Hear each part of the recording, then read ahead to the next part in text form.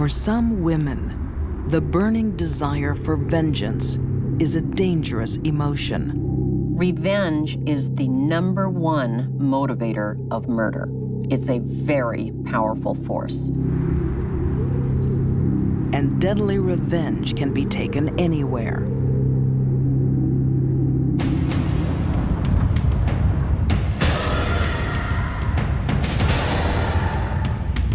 Even the lobby of a 4-star hotel. Clara Harris, by all accounts, is a really wonderful human being. For this one brief moment in her life, she lost it. She was a wild animal.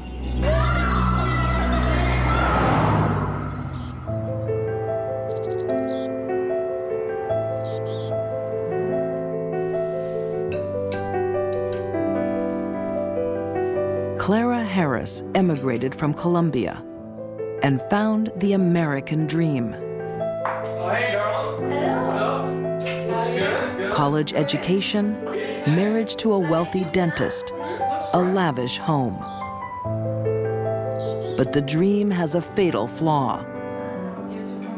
Her husband, David Harris. What's this? It's a salad. I made it for you. Yeah, but I don't like rocket in my salad. David Harris was a self-indulgent, egotistical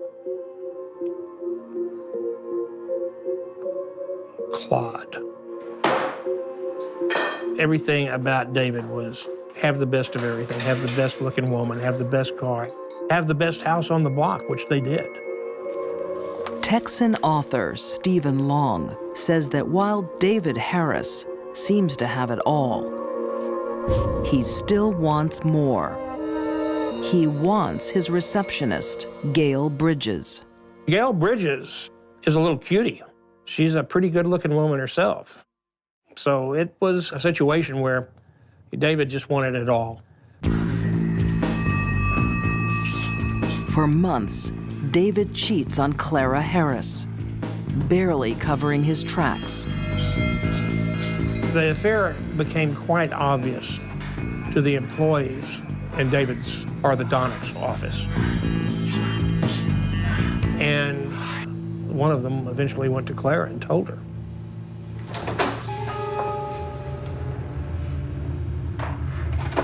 David's affair will become his death sentence.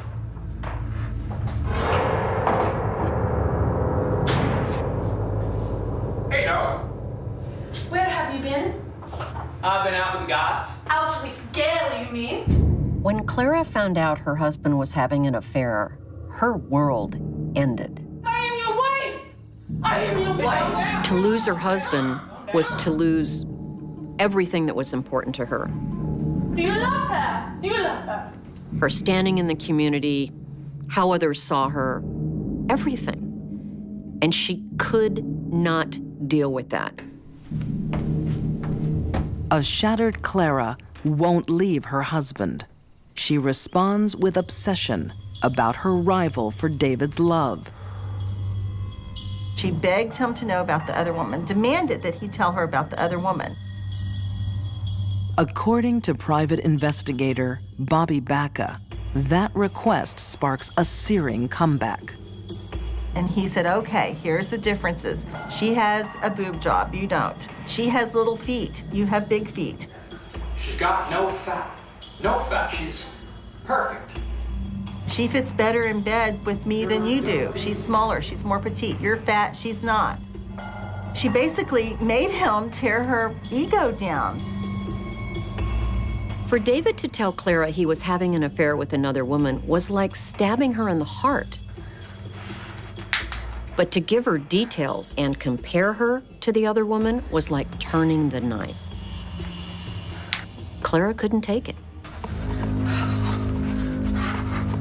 With jealous determination, Clara sheds the pounds.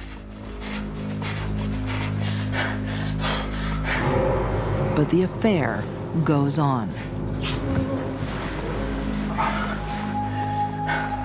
Clara was desperate to save her marriage. And she thought, because of things David said, that if she lost weight, if she was prettier, if they made love more often, that would be all it would take. But those are very shallow fixes for a very damaged marriage. Soon, the damage to her marriage will be complete when Clara takes matters into her own hands. He tells Clara he's going to break up with Gail, and he takes Gail to bed.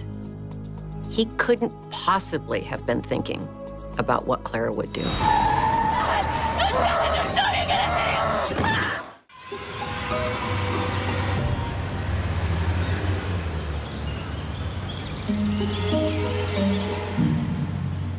On an upscale Houston street, in a lavish house,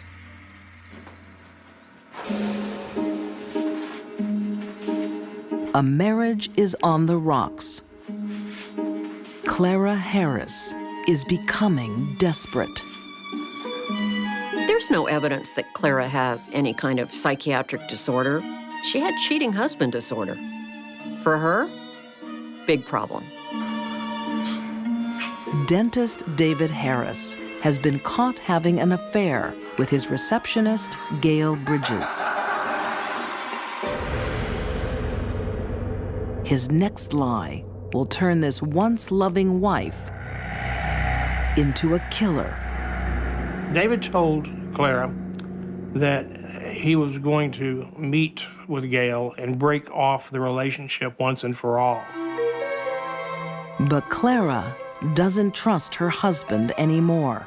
She goes to private investigator Bobby Baca. She said, here's all the case information. He's going to meet her tonight. If you can get close and get recordings of what they're saying. She wanted that.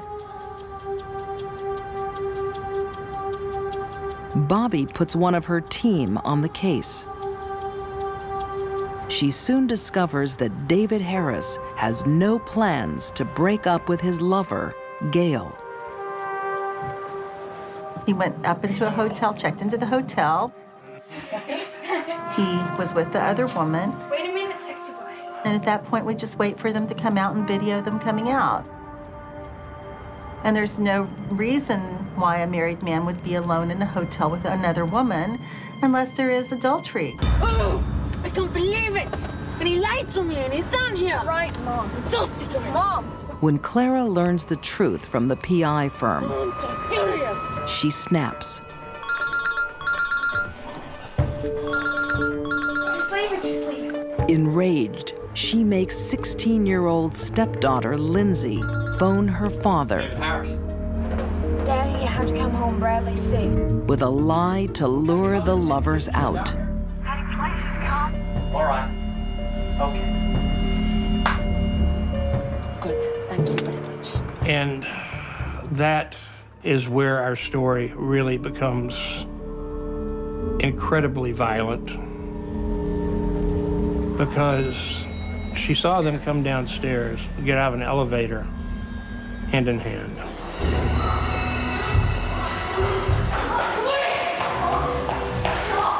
That's what you're about, is it? And Clara Harris lost it. Clara attacked Gail and wrestled her to the ground in the lobby of this hotel. She snapped. Flying into a rage, not caring who she hurt or how badly.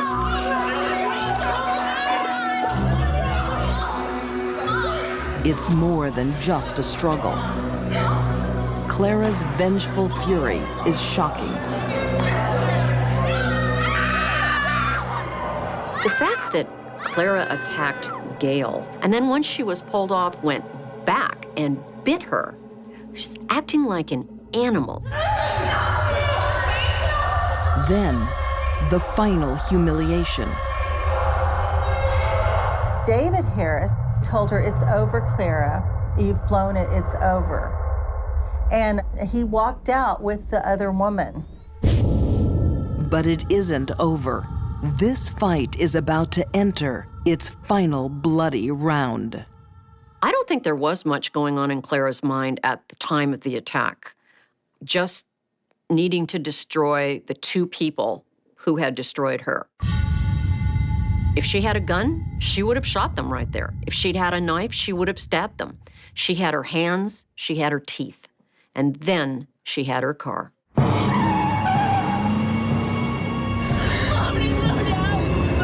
Clara guns the car. In her blind anger, she's racing through the parking lot. She came around. That's when my PI first saw her. David is escorting Gail around the hotel to the back.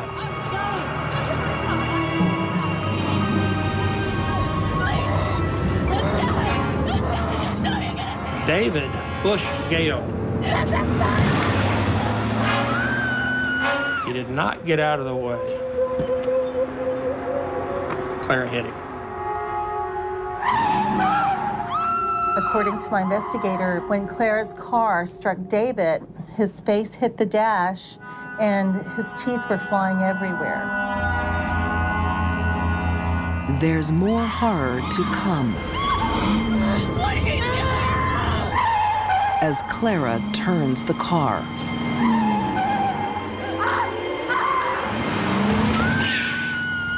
And then began this circuitous route of her coming back around to run over him again and again and again.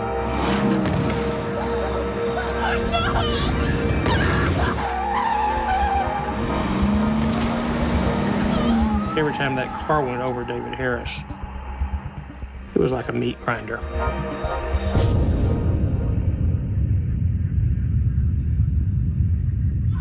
Stop, Mom, please. From the passenger seat, We're killing him. Lindsay Harris is forced to witness her own father's death.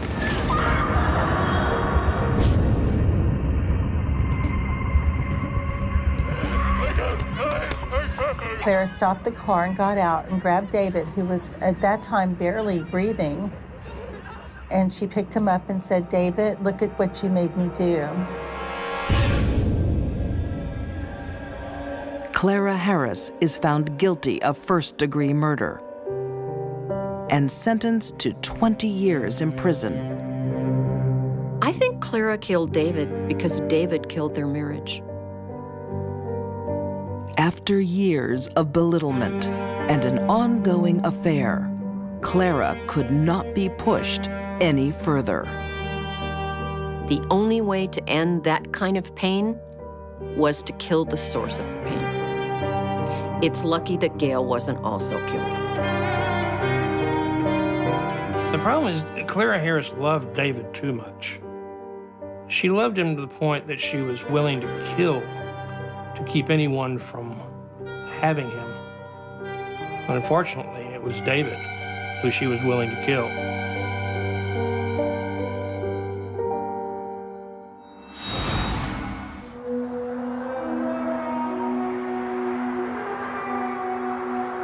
In Steamboat Springs, Colorado, Halloween is still weeks away. But an odd couple are stalking the streets in disguise. She was seen a couple of times by different people wearing this same disguise. While it seems like a joke, the intent is deadly. Jill Coit is staking out a kill. It wasn't an easy death, and it was a very messy crime scene. It had to be horrific for him.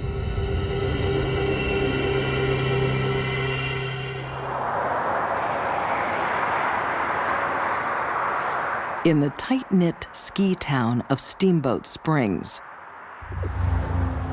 Jerry Boggs runs the local hardware store. Jerry Boggs was a well-established gentleman in the community. Family had been here for a long time, and he had a certain amount of wealth.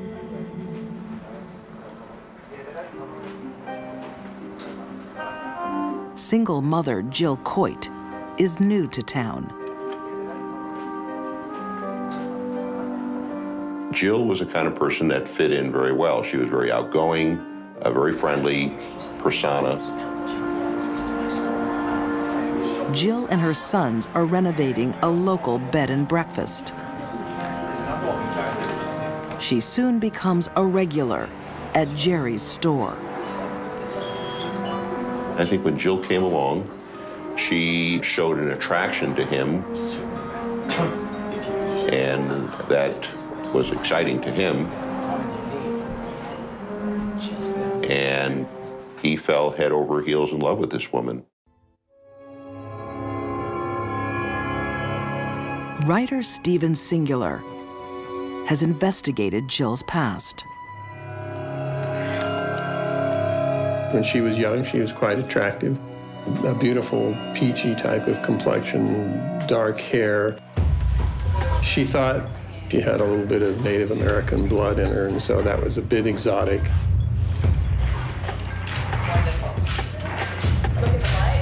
The ex-model knows exactly how to grab a man's attention. She would come on very strong with men. She dressed flamboyantly, she dressed provocatively, she talked a lot, so she made quite a stir whenever she showed up in the room. Jerry Boggs is overwhelmed by Jill's Southern charm. Within months, the 50-year-old bachelor marries for the first time. But it's a shotgun wedding. Jill has told Jerry she's pregnant. Honey, look at all the great things I got from the store. He can't believe his good luck. He went out and bought all these books about, having children. He built this nursery. He was enormously looking forward to being a father. So this was a huge event for him. But Jill Coit's pregnancy is a lie. Her stomach didn't get any bigger, and they would go places, and he had friends, and the women would come up and say, "Gee, you sure aren't showing any signs of pregnancy." Stop it, Maya! You seen a doctor, honey? Nothing wrong with me. Hey, no. How many times you gotta go? I know. Jerry's brother Doug is getting worried. Jill is growing very interested Look at this. in the finances of the family business. Just a minute. That's my hardware store. Exactly. Doug was disturbed enough by this, I believe, to ask a private detective to start to look into her background. Look at this. These are divorce papers. Doug hands Jerry an explosive file on Jill's past.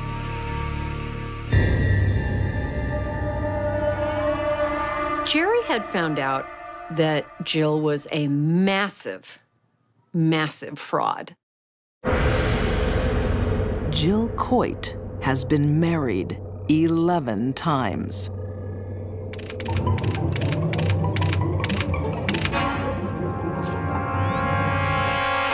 Here was a woman with about 10, 12, 14 aliases. Here was a woman with about the same number of marriages.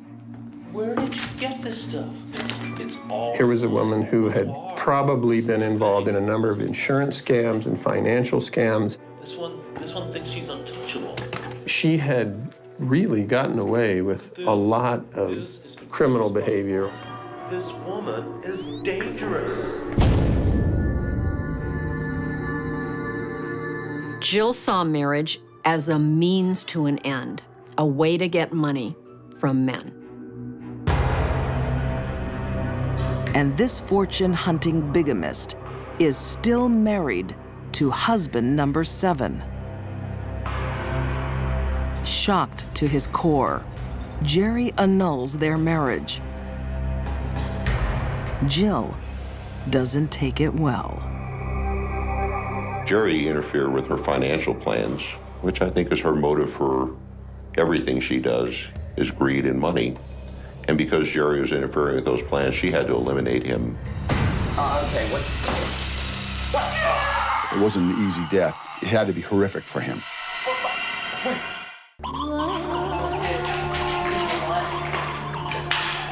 Jill Coit is an ex-model. A woman of many faces and many dangers. If you're a man. Jill saw men as a target of opportunity. And I think she looked for men that had trouble with relationships or even having a relationship. She was so brazen in her use of her sexuality to attract the attention of men and to manipulate them. Jill Coit is a skilled fortune hunter. It would take a very strong man and a man experienced in life, experience with women, to be able to spot what Jill was really all about. Most men couldn't. Where did you get this stuff? But her latest husband, Jerry Boggs, has discovered Jill's lies. Just look at this. I'm telling you, this woman Distraught, he cuts her out of his life. Look through this.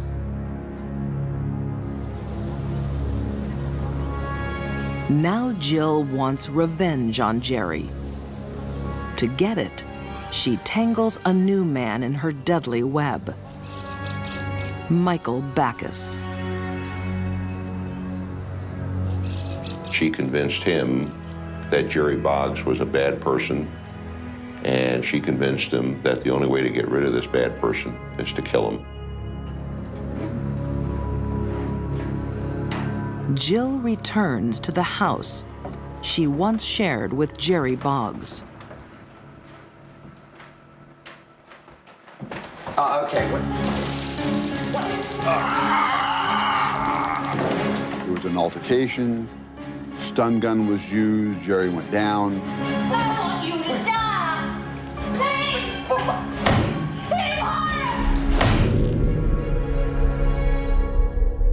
He was struck violently. It split his face open from the top of his head down across his face. Jerry stopped Jill's plans to get his money. Now she will have the final word. I want you to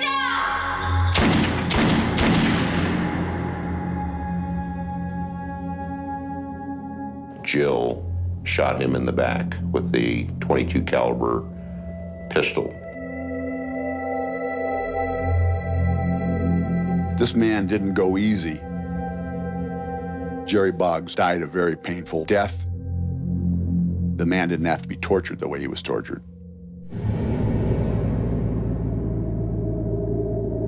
Let's go! Let's go! Murder's a very drastic measure, but Jill was a very grandiose person. Jill did what Jill wanted to do and thought she could pull anything off. As local detectives investigate this shocking murder, they discover more of Jill's secrets. She had been married to men almost all over the United States, and they kept dying. What are you doing here? Well, you want Back in Houston, William Coit was husband number 3. Well, come on in and make it quick. Seems a little ridiculous to me. I don't understand why you would even consider coming.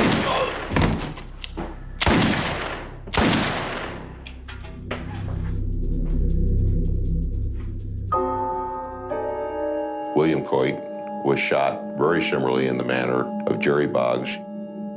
He was shot 3 times in the back with a small caliber handgun and found at the back door of his house. While Jill is the prime suspect, William Coyte's murder is never solved. The death of Jerry Boggs won't fade so quietly. Let's go! Let's go! After the murder, Jill makes a fateful phone call. Jill Coyte called her son Seth at the bed and breakfast, and she made a statement. Hi, baby. It's over, and it's messy. This time, his mother has gone too far.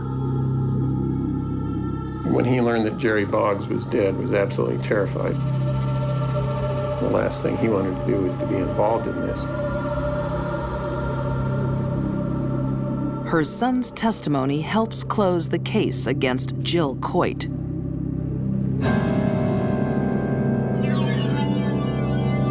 Found guilty of first-degree murder. She's currently serving life without parole. I don't believe Jill Coyte to this day will even admit that she did this murder.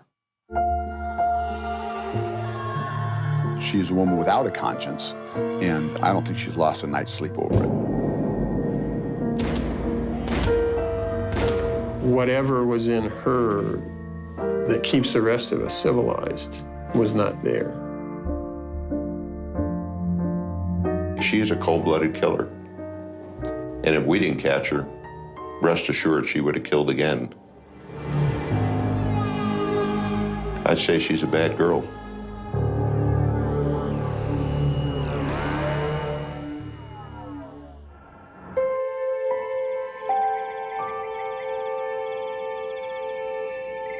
The vast Arizona desert holds many secrets. Not all of them are meant to stay hidden. It was very hot, dusty. You could smell the odor in the air. Just a rotten, putrid smell.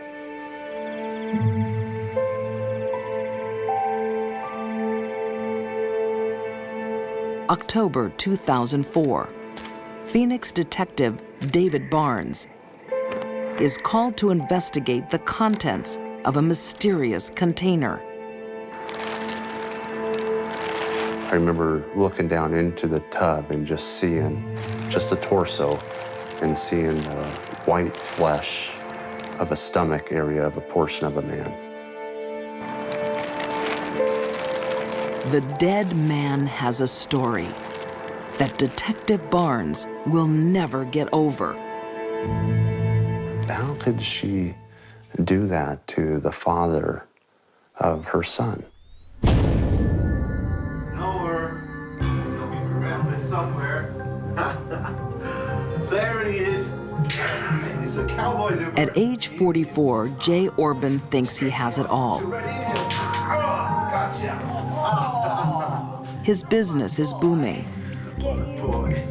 He has a beautiful son, Noah, Okay, come on. and a glamorous wife, Just have a Marjorie. That's right. Okay, you just. Jay Orban absolutely adored Marjorie. He had a ring designed for her with a large diamond in it. He had bought her a new car. He certainly wanted to ensure that she was living the lifestyle that she wanted. Oh, God. Oh, honey. From the outside, Marjorie seems like a devoted housewife. She cooked, she baked, she cleaned the house, she did home improvement projects, she cared for her son. As journalist Shanna Hogan investigates Marjorie Orban's story, she finds a surprising past. She grew up with ambitions of becoming a professional dancer, and along the way, her life took an X-rated detour, and she found herself stripping.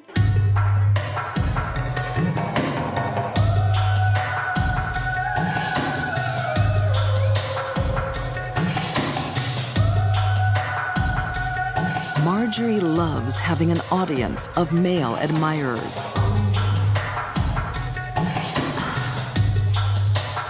One of the things she cared most about was being physically desired by lots of men. Manipulating men is her real skill in life. She comes across as an attractive lady, very charming, very nice, very sweet, but very manipulative.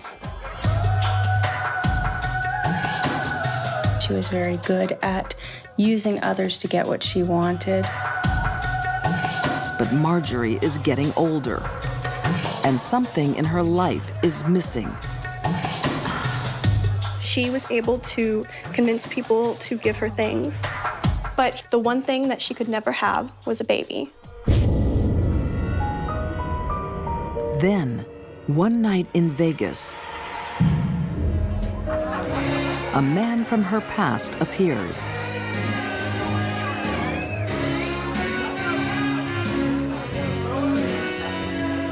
Ex-boyfriend Jay Orban has been obsessed with Marjorie for 10 years.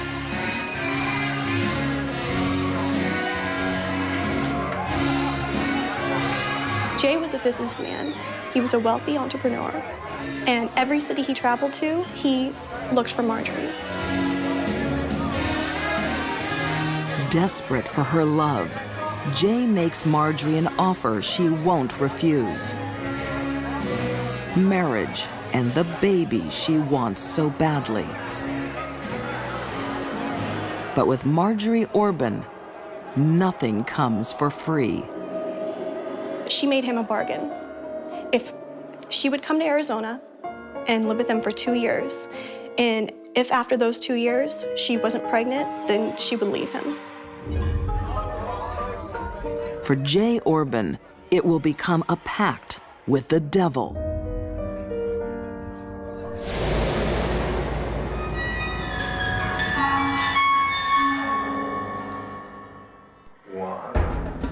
Years later, Marjorie has the child she wanted, while Noah is the apple of his father's eye. My birthday boy. Mom controls his every move. Marjorie had to have complete control over her son, from what he did to what he looked like. And from an early age, she was actually bleaching his hair blonde to match hers. You had a great day, didn't you? Yeah. Yeah. So she didn't like him to have any resemblance to his father. Marjorie has gotten all she ever wanted from her husband. She doesn't need him anymore. Marjorie was always talking down about Jay.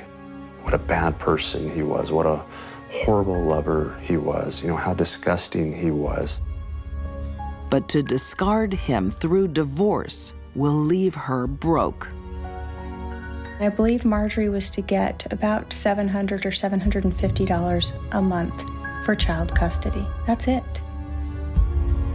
We estimated that his entire estate was about $1.5 million.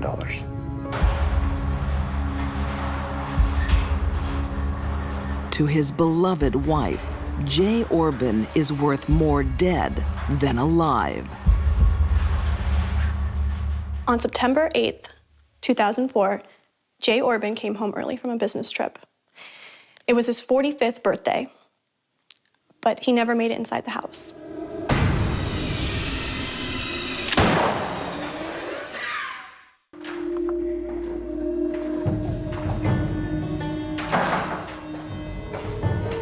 Marjorie Orban's husband, Jay, is missing.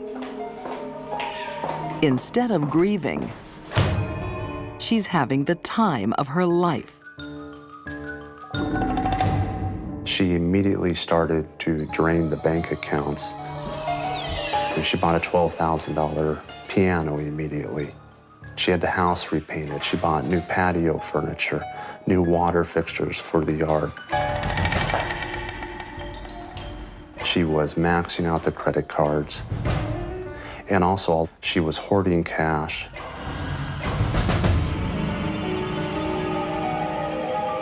That's not all. Within weeks, Marjorie moves on to a new man, Larry Weisberg. They were living like a family. Like, they had dinners together, they watched movies. She even convinced her son to call him Dad. She believed that she was going to seamlessly take her husband out of the picture and put this new man in her life.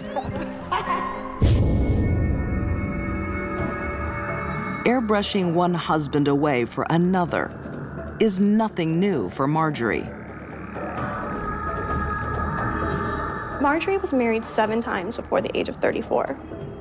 She lived her entire life perpetually in the honeymoon period of every relationship. She was in these very brief relationships that lasted about 2 years, and when she became bored or dissatisfied, she moved on to her next lover. Former FBI profiler Candice DeLong has seen this pattern in female fortune hunters before. Number one, they're above average intelligence, and I do believe Marjorie is of above average intelligence. And number two, there's a certain amount of arrogance about them. They actually believe they can kill their spouse and get away with it.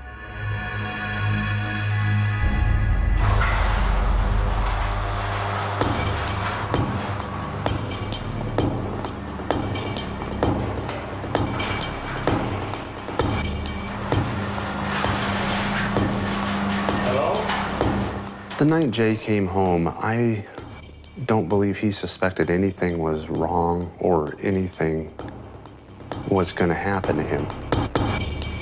Hello, Marjorie? Honey, what's going on?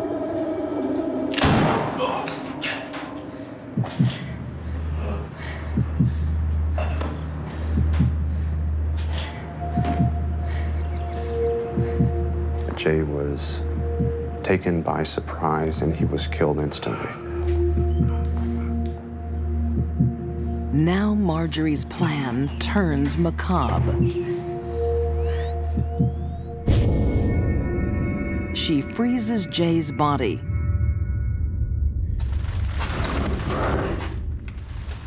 and reaches for her toolbox.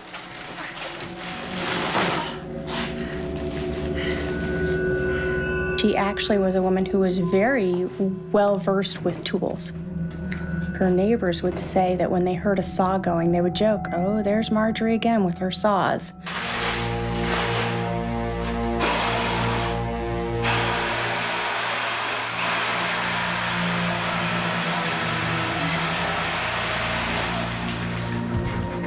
When one is using a jigsaw to dismember a frozen body, there will be no smell, and there will be no or very little blood.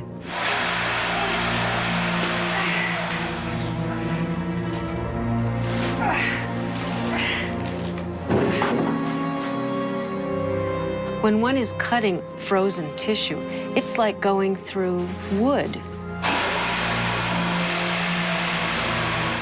To me, this shows an utter disregard, total contempt for the man that he once was. He meant nothing to her. His remains meant nothing to her.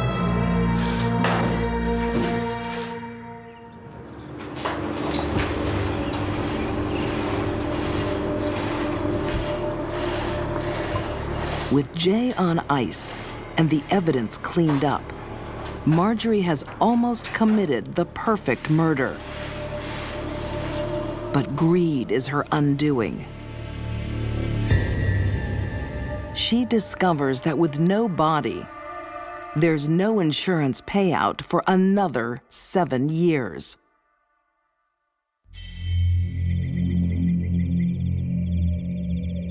Marjorie Orban can't wait that long. She did what she needed to do. She took part of the remains and she dumped them out there where she knew people were walking through. It was obviously intentional. Marjorie needs police to find Jay's body. But to a forensic pathologist like Janice Amatuzio, a dead body holds many clues. The art of identifying tool marks on bone is quite sophisticated. The particular striations or marks on the bone can be compared to a class or a type of pattern of saw blade. Blades found in Jay Orban's workshop match the marks on his bones. The next piece of evidence helps clinch the case. Marjorie is caught on security camera, buying the same storage containers that Jay's body is found in.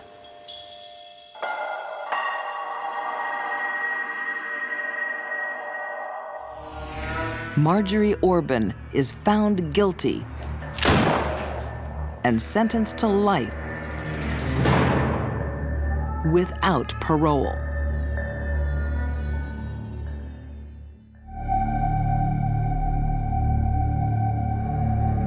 She will spend every day for the rest of her life behind bars.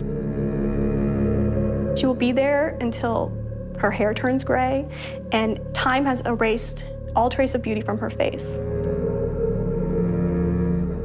I think that's the only loss I think Marjorie is actually sad about.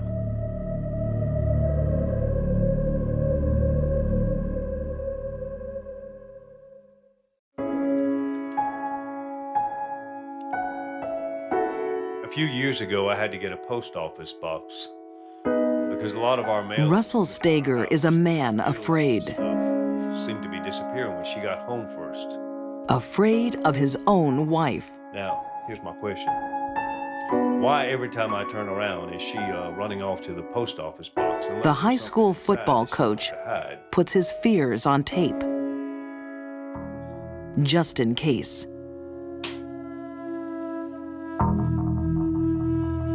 But what kind of monster has her husband running scared?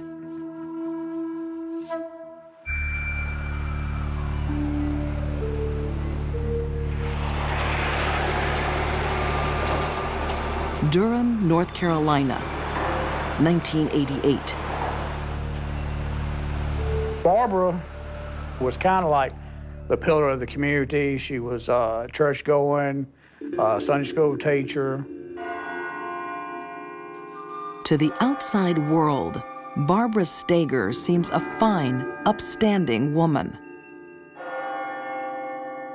She was very active in her church. She was the first one to show up with a casserole or a cake when someone was ill or if there was a death. Jo Lynn Snow knew the couple, especially Russell. She was his first wife, and they stayed close. Russ was so full of life, and he loved kids. He loved coaching. That was his real calling in life, was reaching the kids. Russell's hasty remarriage comes as a shock. We were divorced on one day, and he married Barbara the next day. So I was a little surprised that he moved that quickly. But he seemed very happy, and I really hoped it would work out for him. I'm all right. Barbara Stager is not who she seems. Darling, where are we going to get the money for all this? When you're dealing with public, you never know. They present themselves one way, but they're actually another. She's a woman with dark secrets. One is her addiction to money. Barbara's sense of self-worth was very much tied to spending money. Unfortunately, she didn't have that money to spend to make her feel good. Got a brand new bag. Oh, come on.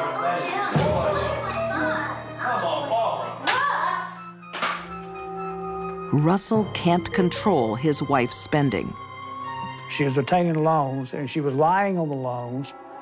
She was forging Russ's signature, and then she was getting one loan to pay off another loan. Then she'd get a loan to pay off that loan, and so on down the road.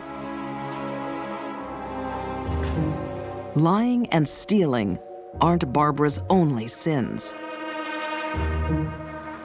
In Russell's fearful tape recording, he describes another vice. When I was coming back through the parking lot, I saw our other car sitting there in the parking lot just alone by itself. I could see 2 people in the car. Kind of thought that it was my wife, but I couldn't really see that much, so I got closer to it, and sure enough, she was in the car making out with some guy. Yeah, what's going on? Who is this guy?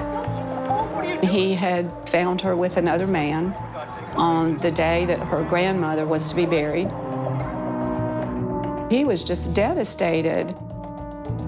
When she turned it around on me, she said it was because I wasn't giving her enough affection. Barbara loved men. She was having affairs when she was married to Russ. It was just a parade of men.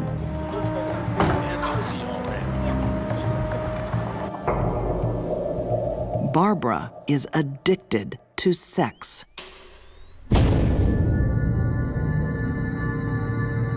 What does appear to be there is a very, very strong, powerful disorder, anxiety disorder, that was only quelled by momentary sexual encounters, orgasm, and spending money. Barbara has broken 3 commandments, and Russell Steger thinks there might be a 4th: murder. She had a former husband who died, and he was starting to really wonder about the circumstances of that husband's death. Larry Ford was accidentally shot dead in his own bed. Barbara was the only witness. As he turned to leave, he said, "If anything should ever happen to me, will you promise me that you'll look into it?" And I promised him that I would. It's a promise she'll soon have to keep.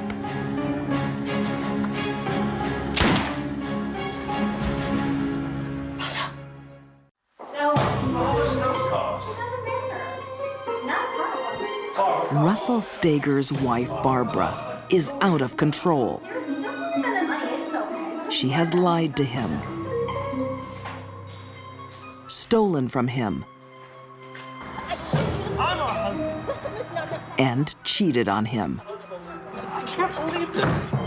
He was really questioning who this person was. Who was he married to?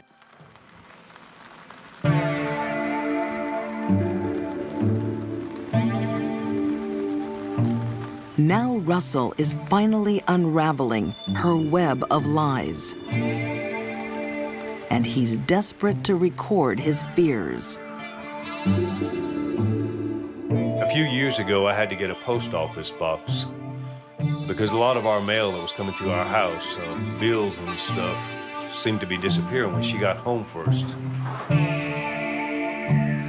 He told me that he would find her sometimes in the middle of the night taking the key off of the keychain. Why every time I turn around is she running off to the post office box unless there's something inside that she wants to hide? He knew then that she was pilfering through the post office box, so even that wasn't safe. Barbara is starting to feel the heat. She was about to be exposed for stealing and spending excessively once again, and she didn't want him to find out. But how far will she go to keep a secret?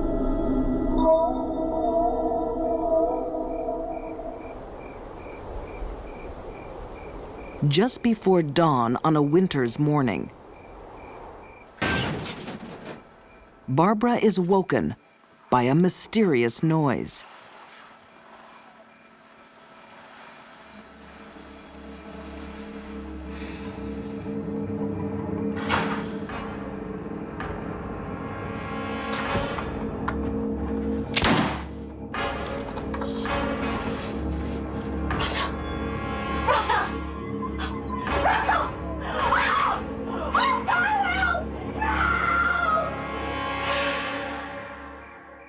When first officers arrived on the scene, Barbara told them that she had removed a handgun from under Russ's pillar.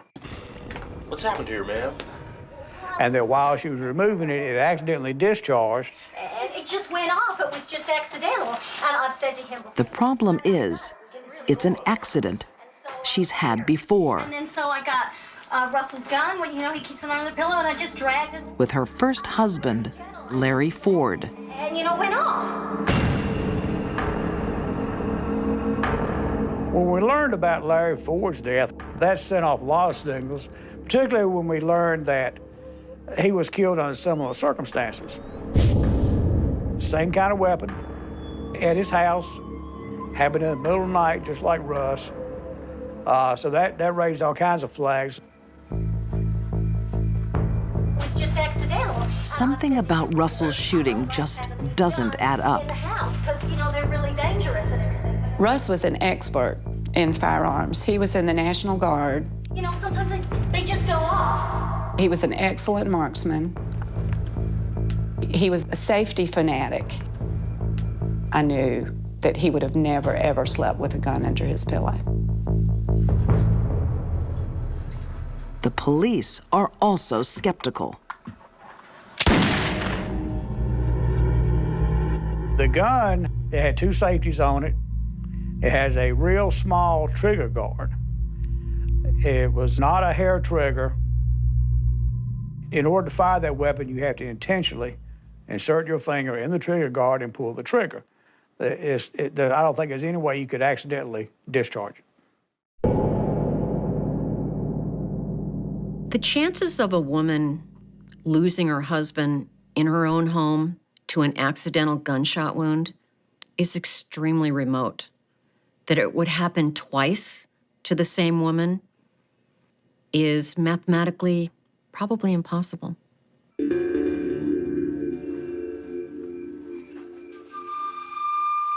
Barbara's story is falling to pieces. She's now the prime suspect in a murder.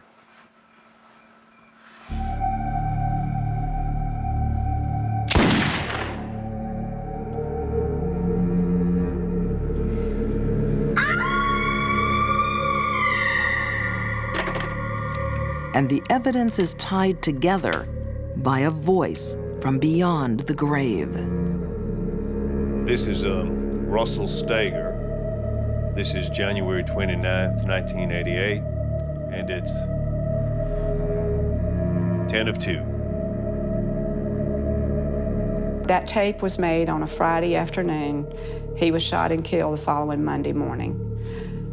But to know that he went into that weekend, his last weekend alive, so afraid for his life, it was overwhelming to hear that.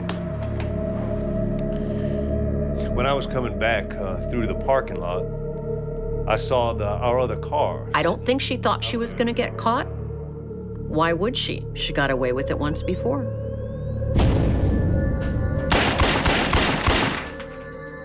Barbara Steger claims innocence. A jury finds otherwise. Convicted of murder, she's sentenced to life in prison. I think we've saved a third man, because I think she would have married again, and she would have reverted back to the same thing, because Barbara is a greedy person. She's all about the dollar. When the trial ended, I spent a day and I went to all of the places where we had lived. And And at that point, I said my goodbye to Russ. I still carry him with me. Sometimes I try to enjoy things 2 times, once for me and once for him.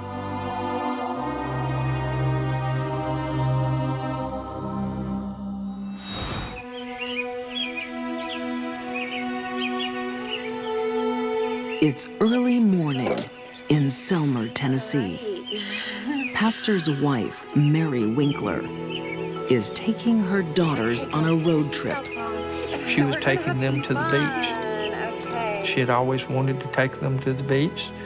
The father, Matthew, had always promised to take them to the beach.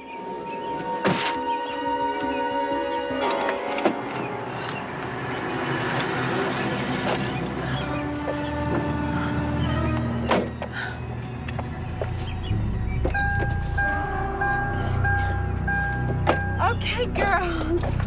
Who wants to go to the beach, huh? Me! Okay, who wants burgers? She wanted to take her girls to the beach to enjoy one last day before their lives as they knew them ended.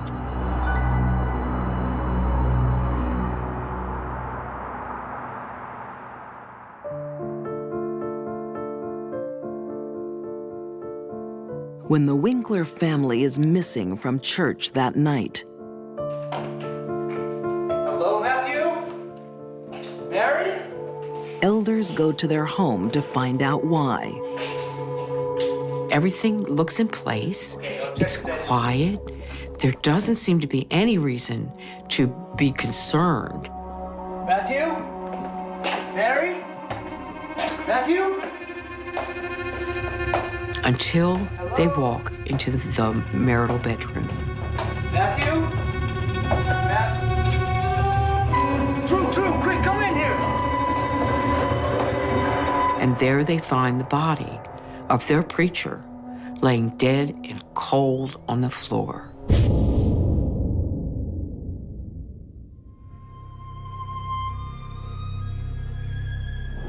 When Sergeant Roger Rickman attended the murder scene that day, he had no idea of the storm that was brewing. We really wasn't sure what had happened.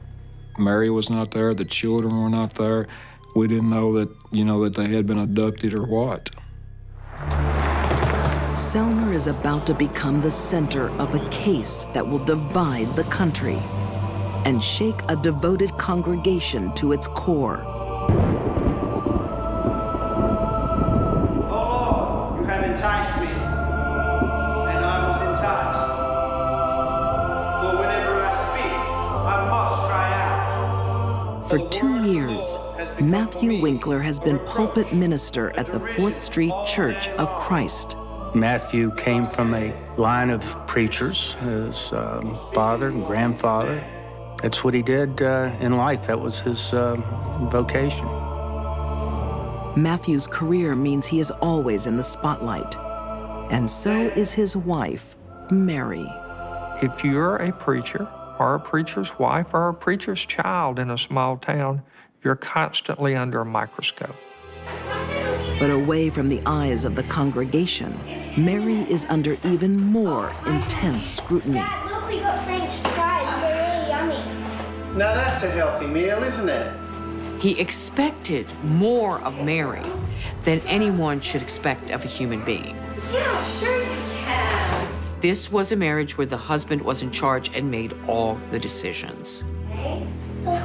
He would lose his temper. He would belittle her. How many times do I have to tell you not to buy junk food for the kids? A little treat every now and then, Matthew. It won't hurt them. But I don't want them to get fat like you.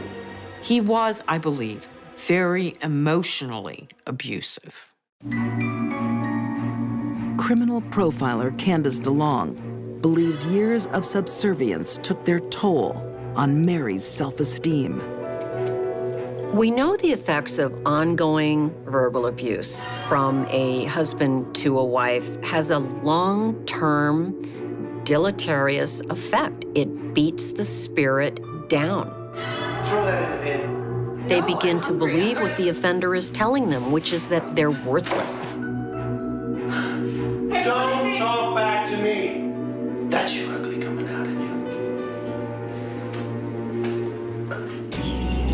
you. Then one night, Mary receives a mysterious email that seems to offer a chance to prove she's not worthless. She never could seem to make ends meet, and she saw what she thought was an opportunity. But unfortunately, her solution to financial difficulty was to get involved in what is commonly called a Nigerian scam. Mary falls prey to an online fraud that sinks the Winklers deep into debt. Her secret plan to prove herself has backfired, and she can't bear to admit her failure to Matthew. She couldn't find any way to sit down with her husband and say, I screwed up. I'm sorry. I believe she kind of got in over her head over that, and she didn't want Matthew to find out about it, and I think that's why she done what she done to him. Dawn on March 22nd, 2006. The last day of Matthew Winkler's life. That morning, the baby was crying. We knew that Matthew liked to sleep.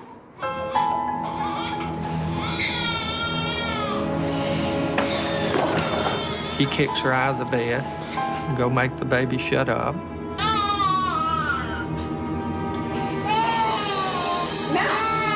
Matthew comes in, pinches the baby's nose, and holds his hand over the baby's mouth. Matt, stop it. She can't breathe. Horrified, Mary's protective instinct takes over.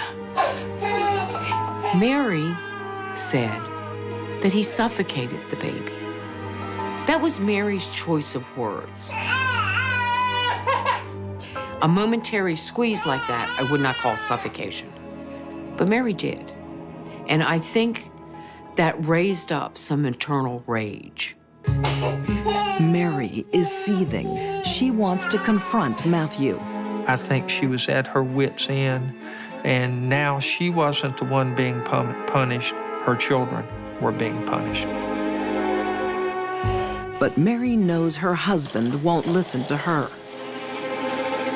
unless he's not given a choice. She said that he always said that a shotgun like the one he had would make a hole this big in you. And that made her think that a shotgun would get his attention. Get up. Get up, Matthew. I want to talk. I want to talk.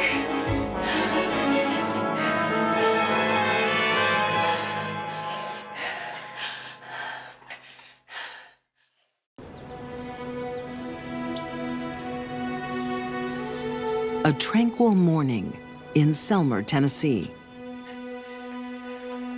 I do not think that Matthew Winkler spent 1 minute of one day of his life ever thinking that he had anything to fear from Mary Winkler. Get up. Get up, Matthew. I want to talk. Pastor's wife, Mary Winkler, has decided to stand up to her husband after years of abuse.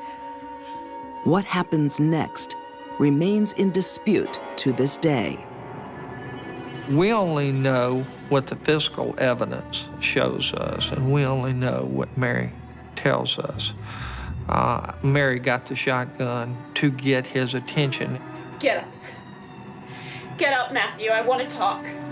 It's possible when Mary was holding the shotgun on Matthew that she did not intend to kill him, possibly that she was intending to scare him, taking back her own life. It is entirely possible that was her intention. Things didn't work out that way.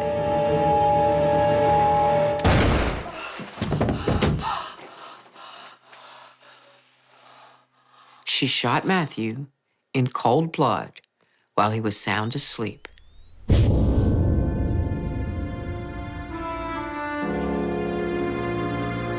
In my opinion, he never got out of bed. She just come in there in cold-blooded murder and shot him. But that's not the way Mary's defense team sees the shooting.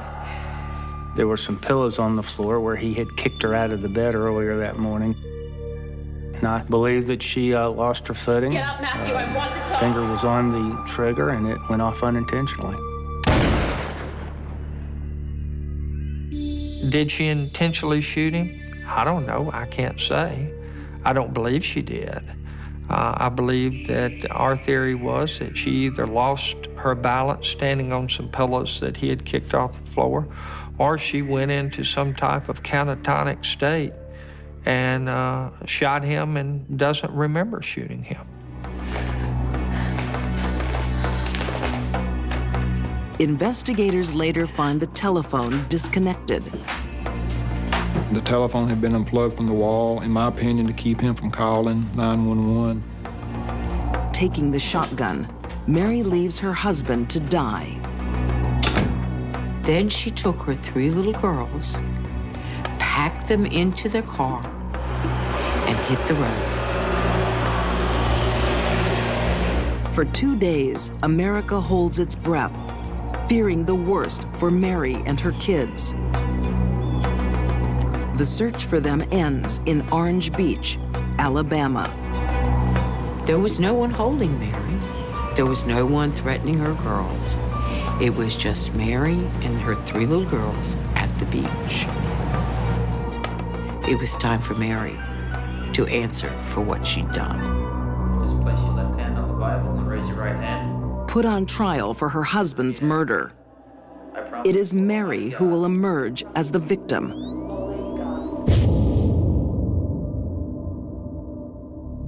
Mary painted a picture of a horribly victimized woman on the witness stand. Marriage lasted right at 10 years. I believe it was 10 years of hell. Mary's defense centers on 3 kinds of abuse she claims to have suffered at the hands of her husband: emotional, physical, and sexual. She said that Matthew forced her to commit sexual acts that she didn't want to do. According to author Diane Fanning, many of Mary's claims lacked proof or substance. I just didn't buy those arguments. To me, to be sexually abused means that someone has to commit a sexual act on you that you don't want, and you've clearly stated you don't want it. And yet, Mary, after her trial, sat there on the Oprah Winfrey Show and said to that woman, "If I ever said no, Matthew stopped right away. In fact, if I ever flinched, Matthew stopped right away." As proof of physical abuse, Mary points to a black eye she had suffered in previous months. One time she was playing softball and a ball bounced up and hit her. Well, it hit her in the facial area. She had told us that later on he had jabbed her in that same area. Have you seen my Mary's eye? Hopefully she learned to keep her eye on the ball. Actually, I don't believe very much of anything she said in the trial. I think it was all made up, prefabricated, and the jury bought into it. The jury's verdict will be one of the most controversial in Tennessee history. They kicked out first-degree murder. They even kicked out second-degree murder. They settled on a manslaughter charge, and then the judge pronounced the verdict. He gave her 3-year sentence, but he made 2 of it on probation.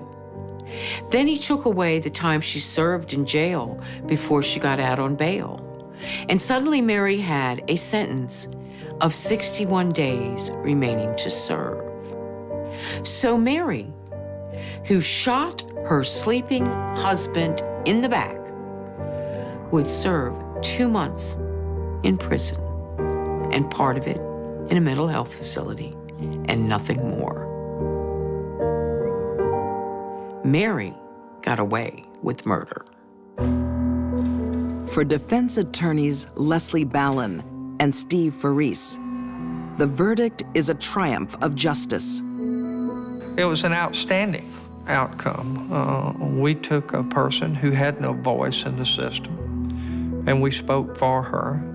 We gave her what I believe was a good defense, an honest defense, a true defense, and we saved her life.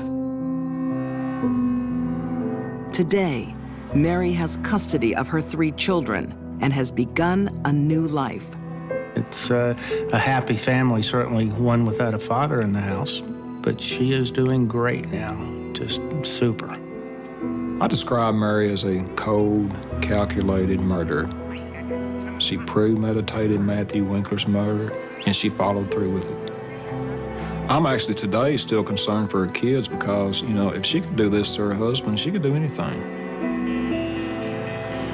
America remains divided about Mary Winkler. Is she a battered wife who killed by mistake? Or a cold-hearted murderer who remains dangerous?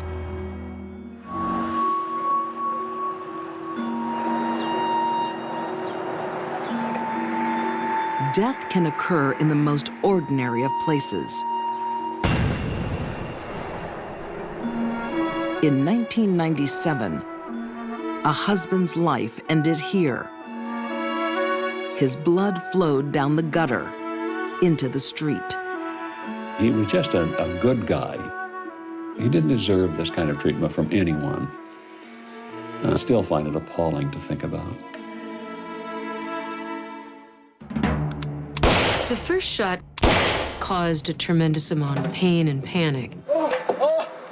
He managed to get out of the car.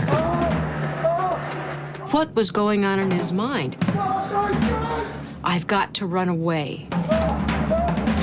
He may not even have suspected that the shooter was following him. He places the gun square against the back of the skull and pulls the trigger. This would have been the coup de grace. What is it exactly that you do? I'm a software engineer. Software engineer, oh. So, Who's having the salad? I am. It's a nervous first date for computer programmer Bruce Cleland. And the lobster marinade for you. Thank you. Oh, wow. It looks good. It sure does. Okay. This is a meal. I think some people would call him maybe just a nerdy computer geek. Yeah. I'm a software engineer. Right, yeah. I'm working. He didn't have much in the way of personal contact with women. Didn't date when he was in high school and even in college. So he had almost no contact with women before he met Rebecca. Really, it's a big project. Oh, God. Oh. I'm sorry, did I wet you? No. Bruce's date, Rebecca Salcedo, is his polar opposite. Bruce is a timid, shy man, but Rebecca was fun, sexy, outrageous, generous, exciting, a terrific person to know. She just attracted men like magnets. Rebecca finds Bruce just as attractive, for a very different reason. Anyway. Bruce is the kind of men women like Rebecca look for.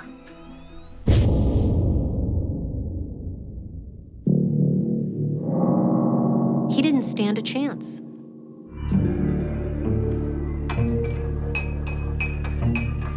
Bertha Awana used to be Rebecca Salcedo's best friend. She remembers the night she discovered exactly why Rebecca was interested in Bruce.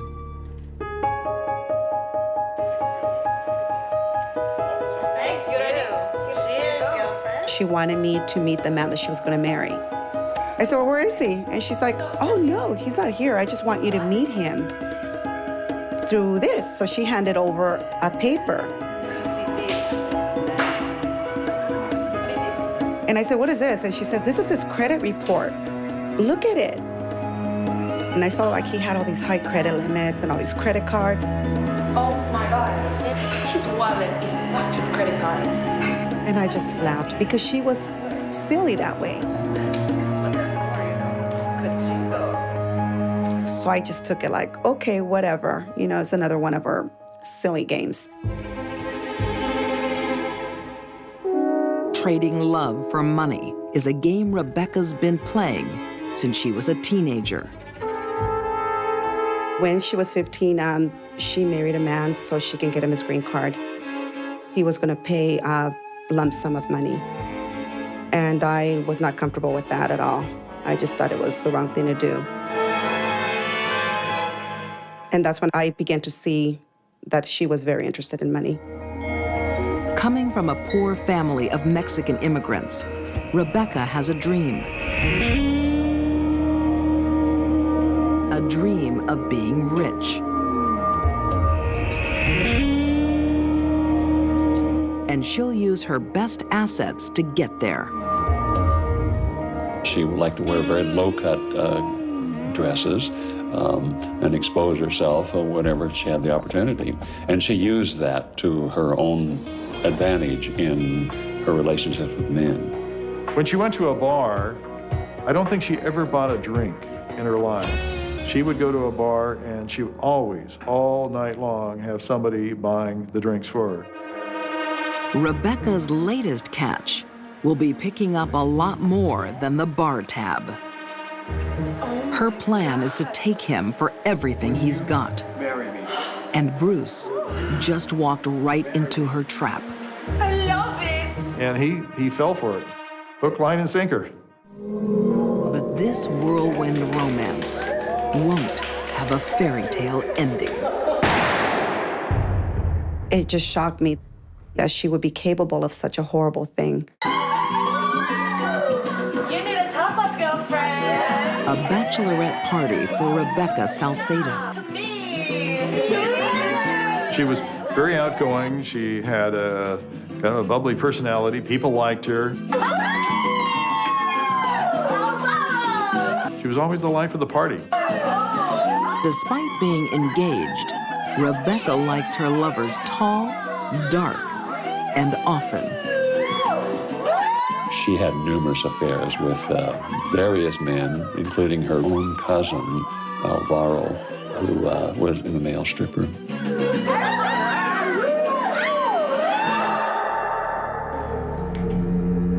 The only man Rebecca's not sleeping with is her husband-to-be. Rebecca had told Bruce that she didn't date much, that she had only been with one man, and that she could not have any relationships with a man until she was married. I'm not like that. I'm a good girl. I remember laughing about it, because she would tell me and I would laugh like, you gotta be kidding. Truth of the matter was, Rebecca wasn't attracted to Bruce and didn't want to sleep with him, ever. Crime writer Don Lasseter says Rebecca wasn't in love with Bruce. She was in love with his money. He began buying her gifts. He bought her a spa for her backyard. He bought a boat with a trailer. Eventually, he even bought her a new SUV, and finally, a beautiful, expensive hilltop home in Whittier, California. He also paid for her breast augmentation, nose job. She also had her lips done. Rebecca could just get you to do anything. She knew how to charm you. Rebecca's teenage dreams of riches are coming true. Just weeks after her marriage to Bruce, she takes the final step in her plan. Bye. Kicking him out and filing for divorce. Rebecca wanted a divorce so she could take half of everything Bruce owned. You said I was gonna get half of everything. but she found out she would earn nothing from that. And how much is that? She was only going to get half of anything that was earned during that period of time that they were actually living together, which was maybe about 2 months. $5,000? Are you kidding me? What am I paying you for? Ah.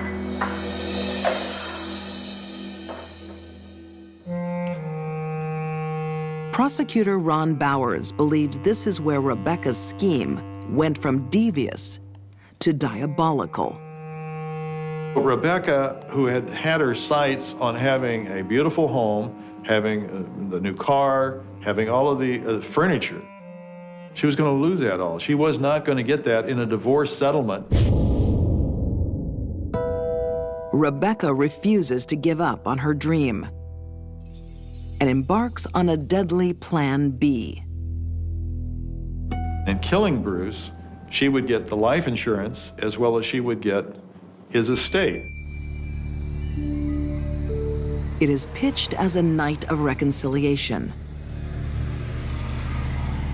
Poor Bruce thinks that she cares and wants to get back together, put the marriage back together. Listen, we're gonna be there just after 1 o'clock. Don't be late.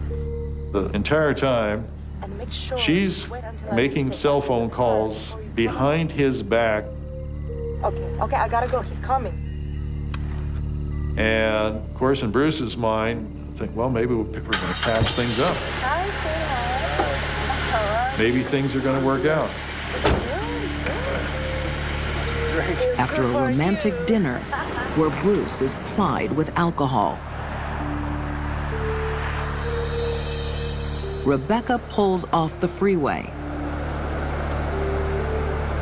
She claims that she suddenly notices that there's a red light on the dashboard telling her the back hatch of the SUV is open. Oh, honey, I'll just stop and get out and shut it. And suddenly a man lunges out of the brush and begins shooting at Bruce. The first shot shatters Bruce's jaw. The killer follows and continues shooting.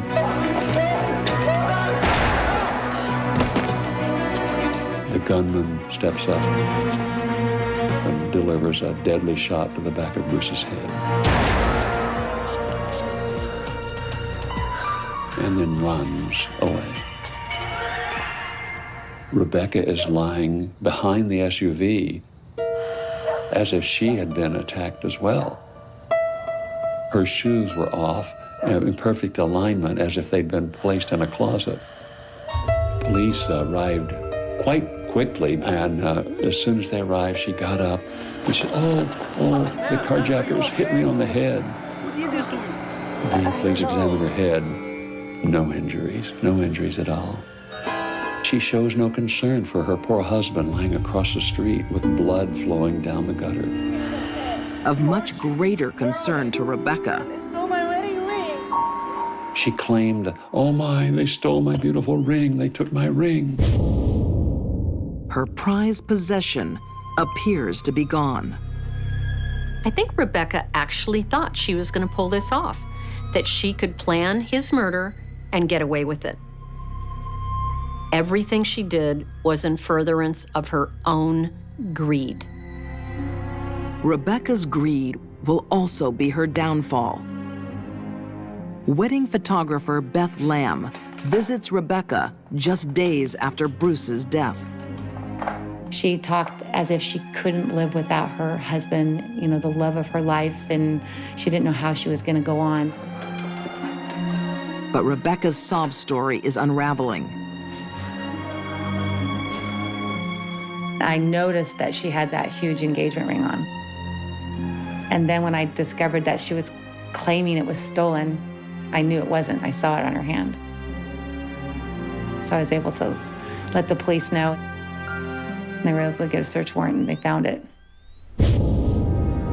Police also find forged life insurance policies.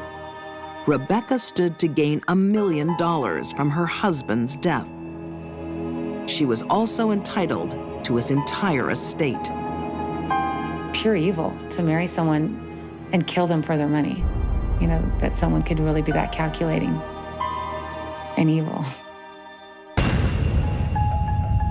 Cell phone records reveal the identity of the assassins. Rebecca's cousin Jose and his brother, the stripper, Alvaro. She really manipulated the two of them to do the dirty work that she wasn't capable of doing herself. Sentenced to life in prison, Rebecca's dreams of riches lie shattered. Her lifelong friendships destroyed. I never thought I would personally know someone that would be able to commit such a heinous crime. It still haunts me. Sometimes I dream about her and I just want to forget about her. It's just something that I want to erase out of my life.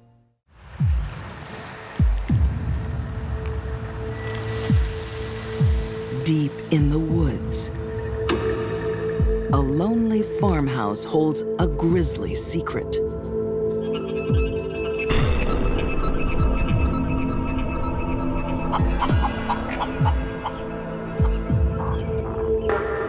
Police are looking for a young man, reported missing.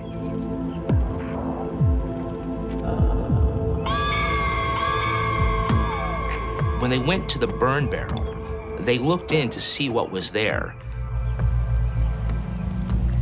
Jeez, what is that? They found a bone with a glob of burnt flesh on the knob. It was obviously a human bone. It's the first clue to a crime whose horrors are beyond imagining. I went, oh my God. Oh my God. What did she do to my son? Sheila Labar is every mother's worst nightmare.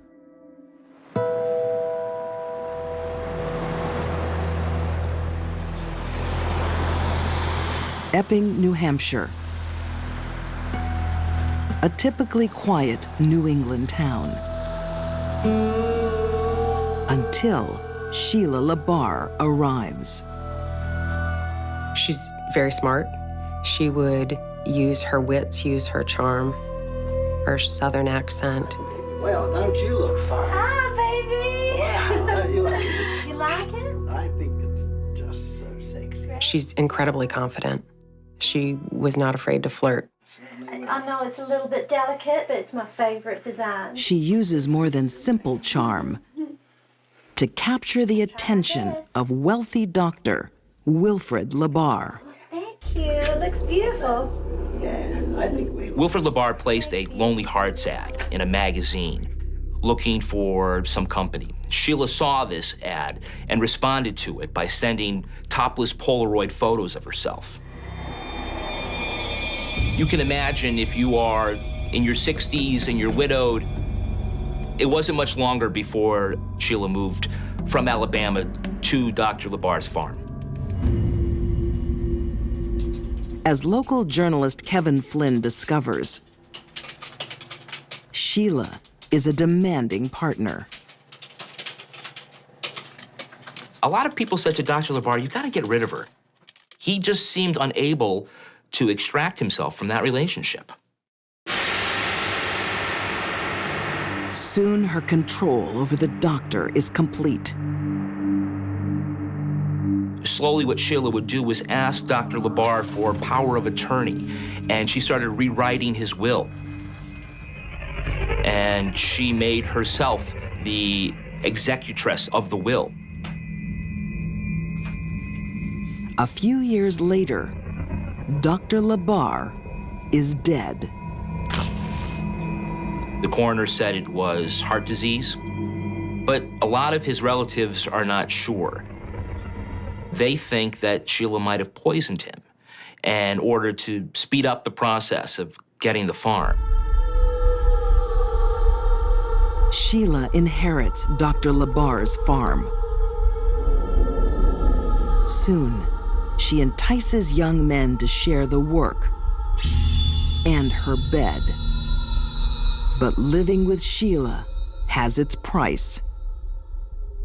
We spoke to a number of neighbors that would see badly beaten young men sort of walking up the road from her house. District Attorney Kirsten Wilson says the farm became a sadistic playground. It's an isolated farm. I think it was all about control. You were supposed to have done this hours ago. Young men who Come on, get are either loners or mentally maybe incredibly trusting. It's all about controlling them. Oh, get to your feet, you pathetic pedophile! Sheila was just a really mean person. God, you're disgusting. Not you. No, you're beautiful. She had an unnatural control over people. It was unholy. It was as if she got a gift from the devil.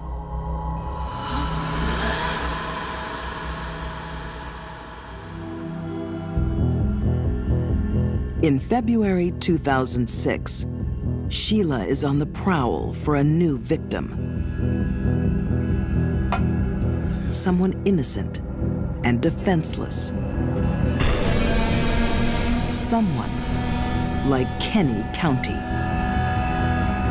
Kenny was a lovely, lovely boy.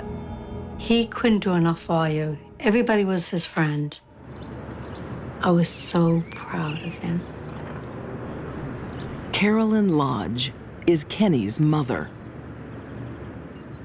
He never had a horrible word for anybody, and that was the problem. He trusted everybody. Kenny has a low IQ. His childlike trust leads him into a terrible trap. Hello? Oh, hi, Sheila. It's Kenny. Oh, hi, Kenny. How are you? I'm good. And he told my son Brian that he met a 47-year-old woman in New Hampshire. Maybe this Wednesday, if you wanted to meet up and... She owned a farm. She owned a beautiful car. Kenny, I would love to meet you. And she was rich. You are in for a wild time. And he was serious about her.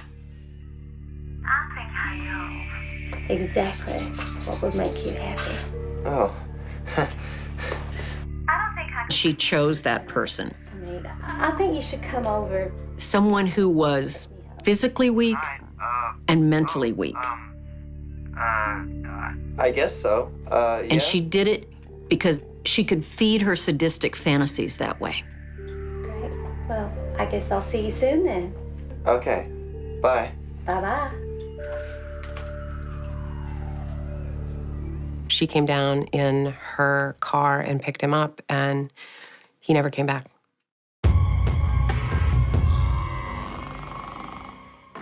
Those got them? Sheila LaBar is a woman with a deadly passion. Her prey are young men. She used her feminine wiles to get their attention, and then she isolated them from everyone else, and then began the torture, psychological as well as physical. Kenny County is her latest victim. Tonight, his mistress is taking him shopping. What the hell are you looking at? You don't see anyone in a wheelchair before? Kenny couldn't walk. He had bruises all over his face. His complexion was an odd color of green. The people who worked at the store were really concerned about him. Good afternoon, Miss LaBar. For weeks, Kenny has been in the clutches of a master manipulator. That's ridiculous. From who? You all right? Hey. You look off. Hey, don't talk to me. You don't have to Kenny answer. didn't ask for help. You don't have to answer anything. He was under you don't Sheila's spell, and that's what Sheila wanted. want. Now, if you don't mind, we'd like to leave. You okay? When they left that store that night, that was the last time Kenneth County was seen alive. Weak, defenseless, Kenny County is in grave danger. Late one night, Sheila makes a frenzied call to police. Hello? He's a pervert!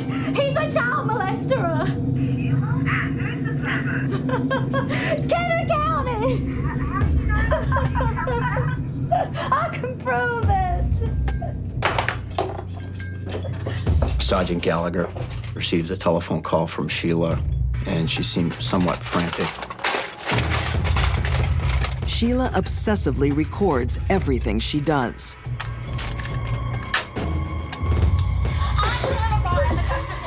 It was a very disturbing tape that he listened to over the phone. Ken was being interrogated by her. Stop faking that! On the tape was my son vomiting. Kenny County is faking vomiting. Get up, Kenny! And she kept saying, he's faking, he's faking. Get up! You're an eating pedophile, aren't you, Kenny? Yes. You rape men. Now he's a pedophile. Raping children, raping his brother. He's vomiting. When she was urged to kill, to make it easier for herself, she had to fantasize that the men she was killing were pedophiles. I think all right. Yes. The tape's all true. Every single Used to her eccentric calls, police decide to investigate the next morning. What they don't realize is that Kenny County is already dead. What probably happened was that eventually Kenny realized he was in some sort of danger. And I think he might have lashed out in self-defense. You want to rape your mother, don't you, Kenny? Talk right, Kenny. Talk right. And I think that's what finally triggered Sheila into a homicidal rage. Don't you ever do that to me.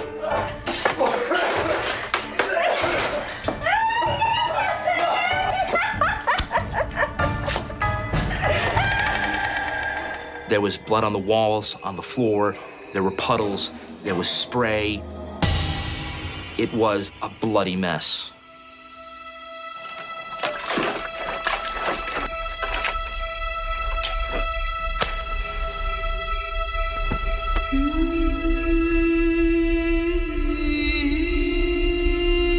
With her victim dead,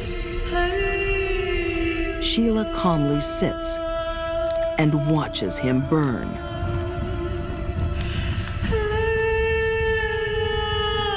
He was dismembered. Sorry. And he was put in a pit and burnt.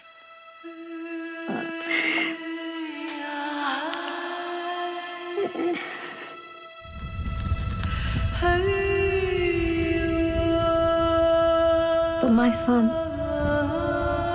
he just wanted to be loved. I can't imagine what he must have been thinking. Because he was so all alone.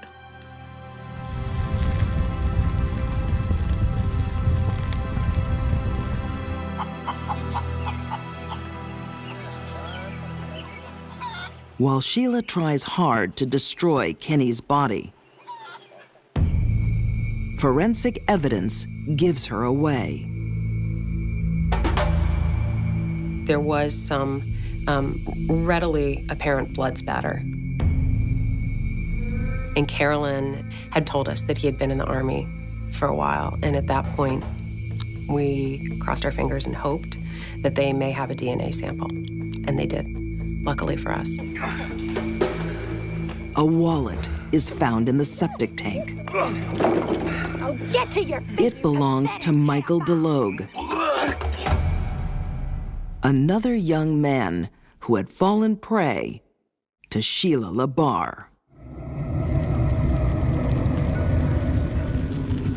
Convicted of 2 murders, suspected of more, Sheila LaBarre is currently serving 2 life sentences.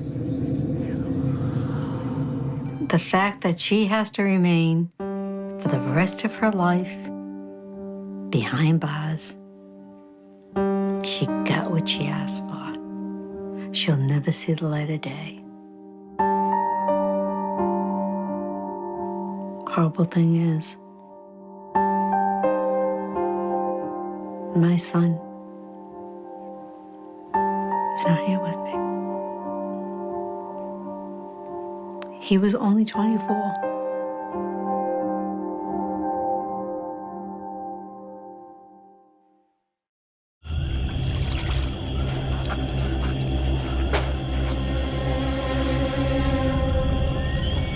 It's after midnight on the edge of a ranch stock pond in Texas. Wendy Davidson has something she desperately needs to hide. She knew that if she dumped him in water, his body would rise to the surface pretty fast. So she gathered some heavy auto parts and concrete blocks and things. She tied these things to his body. The body belongs to her husband, Air Force Sergeant Michael Severance. This man was a hero. He survived 5 tours of duty in the Middle East. And yet, he couldn't survive 5 months of marriage to that woman.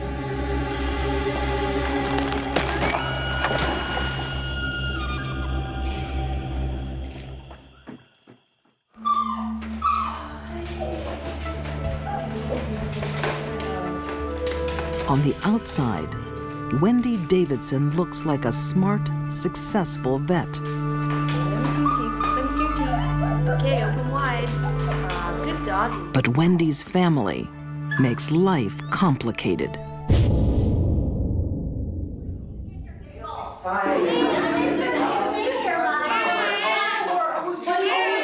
Wendy has been married to Michael Severance for 5 months. But no matter how hard he tries, Michael can never satisfy his new mother-in-law. Wendy was very torn by the conflict between her parents and Michael. Wendy was tied to her parents. They were helping her financially to get her practice going. Her mother was working in the clinic almost every day. She was bound to them by emotional bonds that just could not shatter.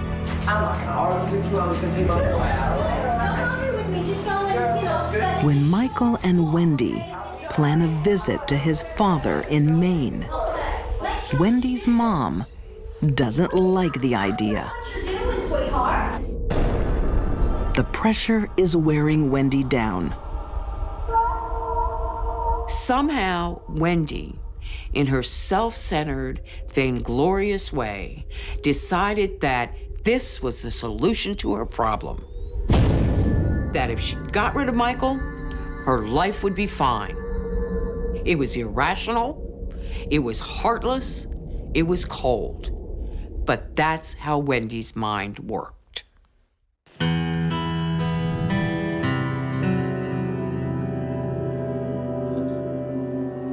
In January 2005, Les Severance waits for his son and his grandchild to arrive for their first visit to Maine. I come through the door, pumped, let's go. We gotta go pick up Mike. And they give me the news that Mike's not coming. Nobody knows where he is. Wendy says her husband has mysteriously gone missing. A father's instincts say something is wrong. It was just all piling up that something is amiss here. Something's not right.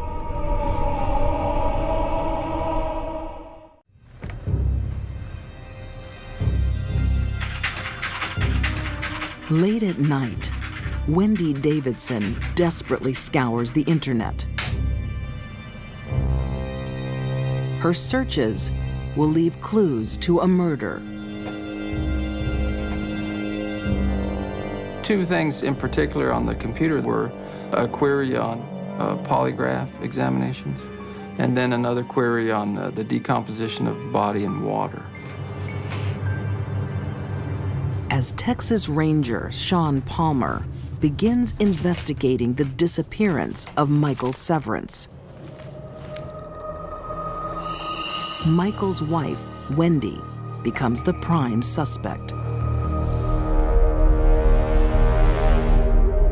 Surveillance information showed that Wendy Davidson traveled to a ranch that we knew she had access to. On that ranch is a pond with her dark secret.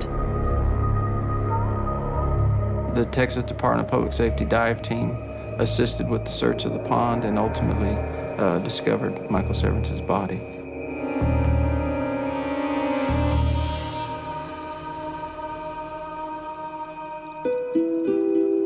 "2,000 miles away, in Maine, Michael's father receives grim visitors.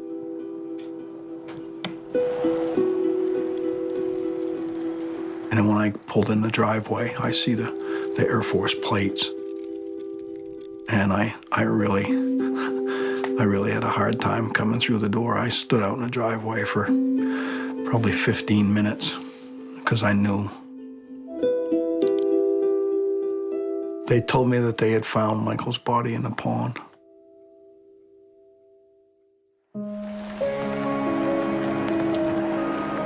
As police close in, Wendy Davidson panics.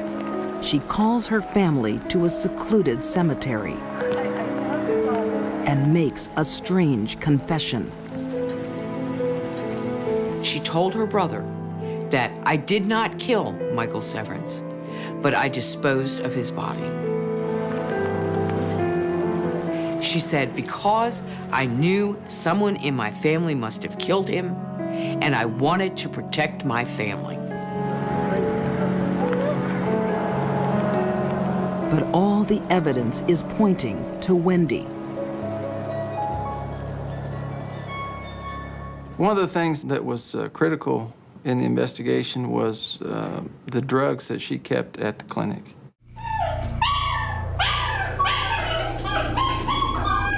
Wendy had altered her logs, covering up the missing drugs that killed her husband.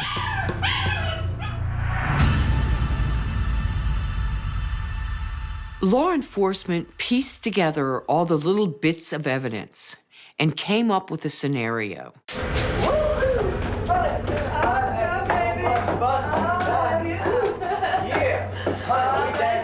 Friday evening, Wendy and Michael went out to celebrate the upcoming trip and to have dinner together and a few drinks, and came back to their apartment inside the clinic. All right, here it comes. 1 and 2. Yeah, you see that? Law enforcement believes she put a little phenobarbital into the beer that Michael drank. Man, I could really use a beer right now. Then they believe the combination of the phenobarbital and the beer that night just put him right to sleep.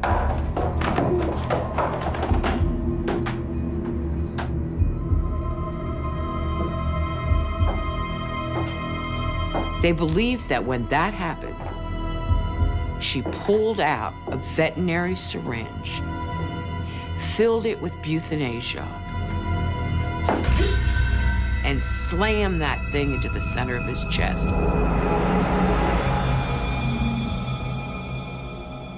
And pushed down on the plunger, just as she would have done any dog on the table in her clinic.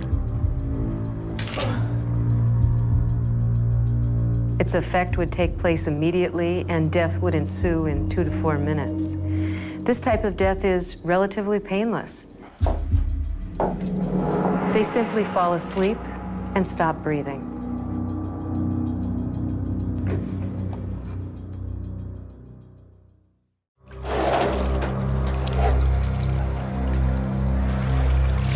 After dumping his body in the stock pond, Wendy thinks she's finished the job.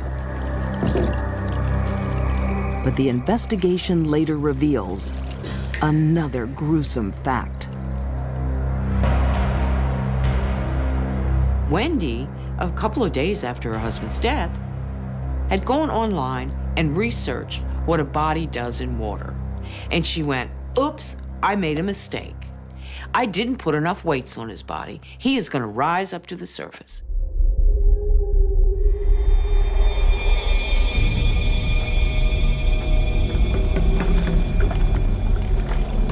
Wendy returned to the pond.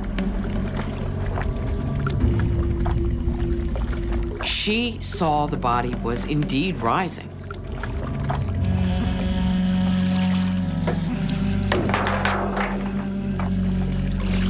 It's not difficult to sink a body, but it's very difficult to keep a body down once it begins to decompose.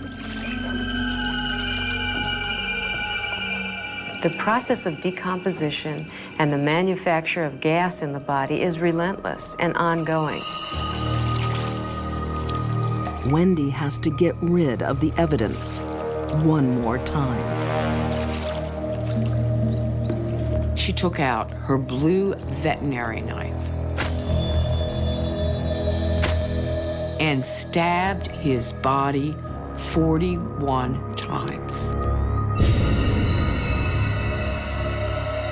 Mutilating a dead body of someone that you supposedly loved, pretty gruesome thing to do, pretty incredible thing to do. I think most people can't even begin to imagine themselves doing such a thing. So she got past whatever hurdles she had to get past to do it.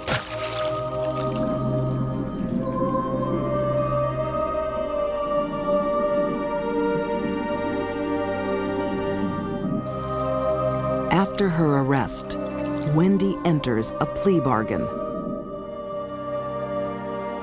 Convicted of murder, she's sentenced to 35 years in prison. Wendy still claims she is innocent. I truly believe she feared that Michael was going to leave her and try and get custody of their son. This is something that you think of every day. This never goes away. Why did they kill little Mikey?